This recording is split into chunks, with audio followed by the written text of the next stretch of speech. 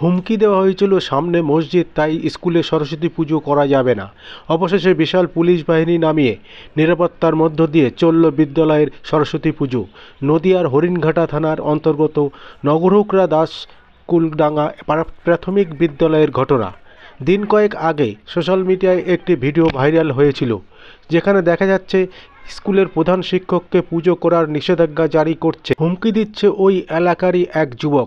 এরপরেই নিন্দার ঝড় ওঠে সাধারণ মানুষ থেকে শুরু করে গোটা রাজনৈতিক মহলে। গতকাল হরিণঘাটা এলাকায় একটি সরস্বতী পুজো মণ্ডপে উপস্থিত হন রাজ্যের বিরোধী দলনেতা শুভেন্দু অধিকারী। সেখান থেকেই তিনি সাংবাদিকদের মুখোমুখি হয়ে বলেন, যে বিদ্যালয়ে পুজো নিষেধাজ্ঞা করে হুমকি দেওয়া হয়েছিল সেই বিদ্যালয়ে পুজো হবে। আসুন দেখে নেব সেই চিত্র। আপনারা দেখছেন নিউজ নদিয়া এক্সপ্রেস। চ্যানেলটিকে সাবস্ক্রাইব, লাইক, শেয়ার এবং ফেসবুক পেজটি ফলো করুন আর দেখুন নিউজ নদিয়া এক্সপ্রেস।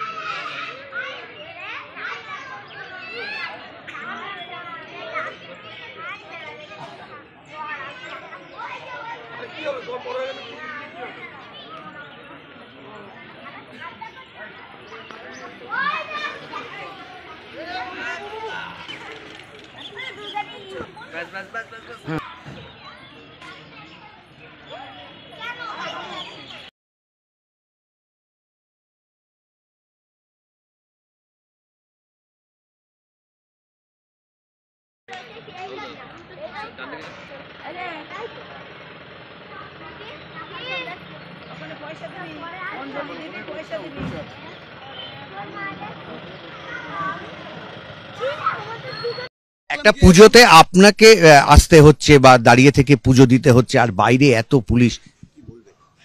পুলিশটা আলাদা, পুলিশের ডিপার্টমেন্টের বিষয়, কিন্তু পুজো আজকে সব জায়গাতেই হচ্ছে, সব স্কুলেই হচ্ছে। আমিও বিভিন্ন স্কুলে গেছি, এটা তো one of the part of the school. তো এখানে সবাই, এখানকার যে সাধারণ যারা বাসিন্দারা সবাই মিলে খুব শান্তিপূর্ণভাবে আছে, সম্প্রীতির বার্তা দিয়েছে, সকলে সহমতি ক্রমেই এই পুজোটা হচ্ছে। সেটা প্রশাসন যেখানে যেখানে সমস্যা হবে সেখানে হস্তক্ষেপ নিশ্চয়ই করবে। এতজন পুলিশকে এখানে আনতে হলো কেন? সেটা পুলিশের ডিপার্টমেন্টের বিষয়। র্যাফ নামাতে হলো কেন? র্যাফ নামাতে হয়নি, শান্তি শৃঙ্খলা বজায় রাখা প্রত্যেকটা পুলিশেরই ডিপার্টমেন্টের হচ্ছে কাজ, তো সেটাই এখানে করা হয়েছে।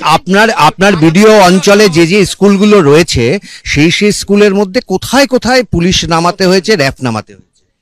সেটা পুলিশের কাছে তথ্য থাকবে বেশিটা, জিনিসটা বাকিগুলো পাইনি। এখানে একটা ইস্যু ছিল বলেই হয়েছে, কিন্তু সেটা মিটে গেছে। তার মানে একটা ইস্যু ছিল, হ্যাঁ, কিন্তু সেটা মিটে গেছে।